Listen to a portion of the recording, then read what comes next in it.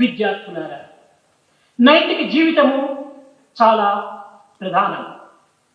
Dear students, moral life is very important.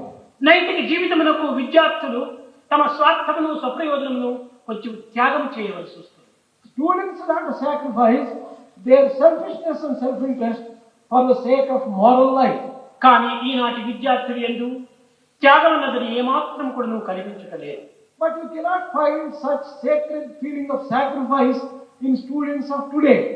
విద్యార్థులు పరీక్షల యందు మార్కులు తెచ్చుకున్నటకు మొదలు బస్సులో సీటు చిక్కేంత వరకు కూడాను స్వార్థము స్వార్థము స్వార్థం. Students are filled with selfishness, whether it is with reference to getting marks or getting a seat in the bus. First marks నాకే రావాలి, I should alone get first marks. First seat నాకే చిక్కాలి. I should alone get first seat. మనకంటే హీనస్థితి ఎందున్నటువంటి వారు, మనకంటే బలహీనమైనటువంటి వారు ఇంకా ఎంతమంది జగత్తులో లేరు. How many more people are there who are less fortunate than us, who need that great help? కనుక సమర్థమైనటువంటి భావాన్ని విద్యార్థులు అభివృద్ధి గావించుకున్నప్పుడే మన యొక్క స్వార్థమైనటువంటిది త్యజించిన వారం అవుతాం. Only when students develop that kind of equality, who would have given up selfishness. ఈనాటి విద్యార్థులు కేవలము పట్టభద్రులై పట్టణం చేతబట్టుకొని తద్వారా ఉన్నత ఉద్యోగములు చేసి ధనకనక వస్తువాహనాలను పోషించుకొని తద్వారా సుఖశాంతులు పొందవచ్చుననేటువంటి ఊహాగానములు అనుకుంటున్నారు విద్యార్థులు. Today's students are thinking that by getting degrees, by getting good positions of power, by earning wealth, they can have all peace and prosperity for themselves. కానీ ఈనాటి విద్యార్థులు యందు ఒక బలహీనమైనటువంటి యొక్క ఆపోహలు అభివృద్ధి పడుతున్నాయి. But the students are developing a few staring weaknesses in them. ఏమిటనగా ధనకనక వస్తువాహనాదుల చేతనే మానవుడు శాంతి సుఖమును పొందుతున్నాడు కనుక ధనకనక వస్తువాహనాలను మానవునికి అత్యవసరము అనేటువంటి యొక్క భావంలో వీరు మునిగిపోతున్నారు. Students are under the impression that wealth, prosperity is going to bring them peace and security. But this is a delusion. ఇది చాలా పొరపాటు. This is a great mistake. ఇది తప్పు అభిప్రాయం. This is a wrong opinion. Kubera సంతతి వారైనటువంటి రారాజులందరూ కూడాను ఆనాడు యతిరాజులను ఆశ్రయించడంలో ఉండేటువంటి అంతరార్థం ఏమిటి? What is the secret behind those great, wealthy, prosperous people belonging to the lineage of Kubera approaching the people who have given up all the society like Yatirajas? Chhatrapati Shivaji తనకు ధనకనక వస్తువాహనాలు తక్కువ లేదు. Take Emperor Shivaji. He had at his command all wealth and prosperity. కానీ అతను సమర్థ రామదాసుని ఎందుకు ఆశ్రయించాడు? He resorted to and take refuge with Samartha Ramdas. What was the reason for it? Janaka మహారాజులకు ధనకనక వస్తువాహనాలకు ఏ కొదువా లేదు. Emperor Janaka also did not lack in wealth or prosperity. కానీ అతను యాజ్ఞవల్కుని ఎందుకు ఆశ్రయించాడు? Why did he resort to Yajnavalkya? Parikshit మహారాజులకు ధనకనక వస్తువాహనాలు ఎట్టి కొరత లేదు. Similarly, Parikshit Maharaj, he also had all the worldly సుఖమహర్షిని ఎందుకు prosperity. ఆశ్రయించాడు?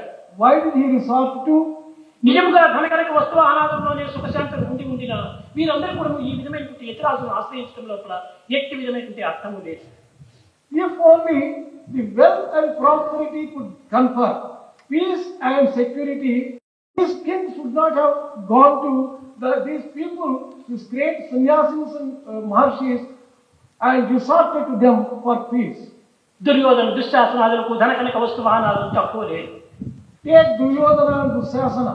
They also had at their command everything that they wanted. వారు దివ్యత్వాన్ని ఆశ్రయించడం లేదు కనుకనే ఆశ్రయించలేకపోవటం చేతనే వారు అనేక అశాంతులకు దుఃఖములకు గురి కావాల్సి వచ్చింది. They came to such a miserable end because they did not resort to the divinity for seeking his guidance and his help. హిరణ్యాక్షుడు హిరణ్యకశిపుడు అనేటువంటి వారు మహాశక్తి సంపన్నులు.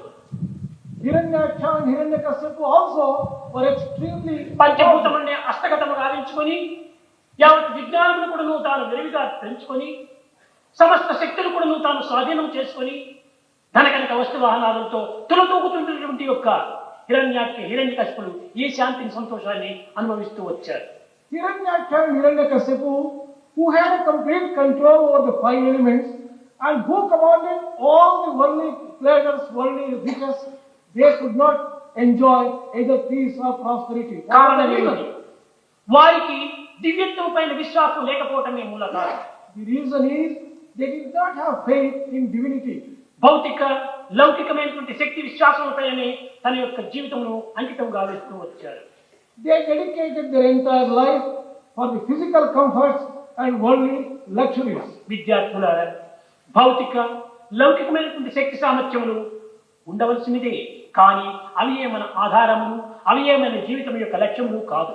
Dear students, it may be necessary to have physical and worldly comforts, but that should not be the be all and end all of our life. మన బ్రతుకు భగవంతుడి నుంచి వచ్చినదే కానీ బయట నుంచి వచ్చినటువంటిది కాదు.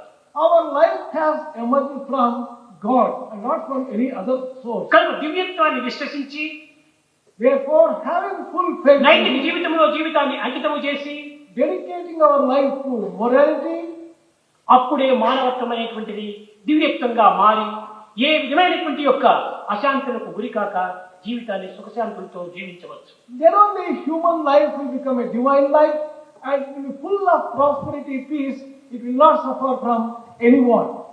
కనుక ఈనాటి విద్యలన్నీ కూడా కేవలము ధనార్జన సంపత్తులేమి కానీ లేక సుఖశాంతుల నిమిత్తమని కానీ మీరు ఆశించరాదు.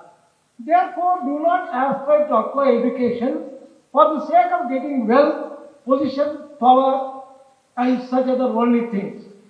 మనకు అధికారము, ధనము ఎంత అధికంగా ఉంటుందో దాని ప్రక్కనే అశాంతి, భయము అనేటువంటి నీడ కూడా వెంటాడుతూ ఉంటాయి. The power and wealth that you have are directly associated and proportionately with peace and fear.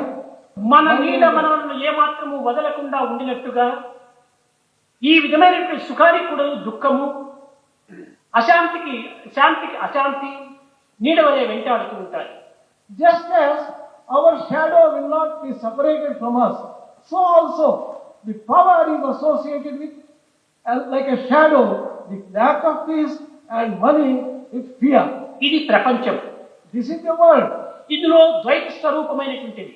This is full of duality. The pleasure is an interval between two pains. రెండు బాధల మధ్యలోనే మనకు ఒక సుఖం ఉన్నది. Between two pains only there is pleasure in this world. నా సుఖార్ లభ్యతే సుఖం అని, సుఖం అనేటువంటిది మనకు సుఖంగా లభించదు, కష్టం నందే సుఖం లభిస్తుంది. You cannot get happiness out of happiness. Only from sorrow you get happiness. విద్యార్థులారా, మనం కష్టములకు, నష్టములకు, దుఃఖములకు, విచారములకు మనము దానిని ఎదుర్కొని ఈ వయసు లోపల దాన్ని సాధించి తద్వారా మనం శాంతిని, సంతోషాన్ని అందుకోవాలి. Dear students, we should not be afraid of difficulties, problems. We should face them and then win over them and establish peace for ourselves. కనుక మానవత్వం అనగా కేవలము సామాన్యమైనటువంటి ఆకారంతో కూడినటువంటిది కాదు, పవిత్రమైనటువంటిది, దివ్యమైనటువంటిది, భవ్యమైనటువంటిది, నవ్యమైనటువంటి ఒక జీవితంగా మనం విశ్వసించాలి. You should not consider human life as something ordinary and simple. It must be considered as something sacred, something divine, something permanent, and something ever new. ఈనాడు నైతిక, భౌతిక, ధార్మిక, ఆధ్యాత్మిక, లౌకిక మార్గంలంతా కూడాను మనము అనేక విధములుగా కూడాను మనము దీనిని సమత్వాన్ని గావిస్తూ రావాలి.